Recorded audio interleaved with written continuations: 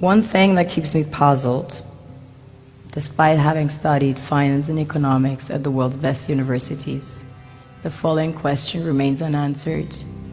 Why is it that 5,000 units of our currency is worth 1 unit of your currency, where we are the ones with the actual gold reserves? It's quite evident that the aid is in fact not coming from the West to Africa, but from Africa to the Western world. The Western world depends on Africa in every possible way, since alternative resources are scarce out here. So how does the West ensure that the free aid keeps coming? By systematically destabilizing the wealthiest African nations and their systems, and all that backed by huge PR campaigns, leaving the entire world under the impression that Africa is poor and dying and merely surviving on the mercy of the West. Well done, Oxfam, UNICEF, Red Cross, Life Aid, and all the other organizations that continuously run multi-million-dollar advertisement campaigns depicting charity porn to sustain that image of Africa globally. Ad campaigns paid for by innocent people under the impression to help with their donations. While one hand gives under the flashing lights of cameras, the other takes in the shadows. We all know the dollar is worthless, while the euro is merely charged with German intellect and technology, and maybe some Italian pasta. How can one expect donations from nations that have so little?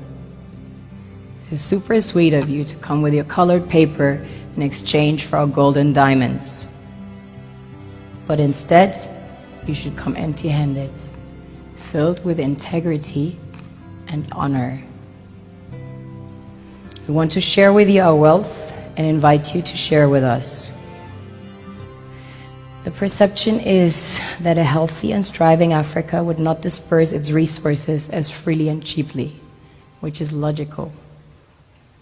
Of course, it would instead sell its resources at world market prices, which in turn would destabilize and weaken Western economies, established on the post-colonial free meal system. Last year, the IMF reports that 6 out of 10 of the world's fastest growing economies are in Africa, measured by their GDP growth. The French Treasury, for example, is receiving about $500 billion year in, year out. Foreign exchange reserves from African countries based on colonial debt they forced them to pay.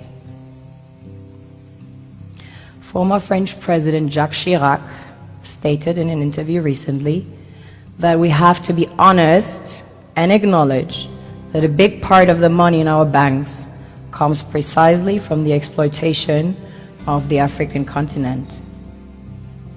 In 2008, he stated that without Africa, France will slide down in the rank of a third world power.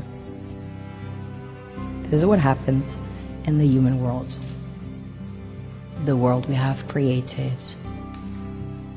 Have you ever wondered how things work in nature? One would assume that in evolution the fittest survives. However, in nature, any species that is overhunting, overexploiting the resources they depend on as nourishment, natural selection would sooner or later take the predator out because it offsets the balance.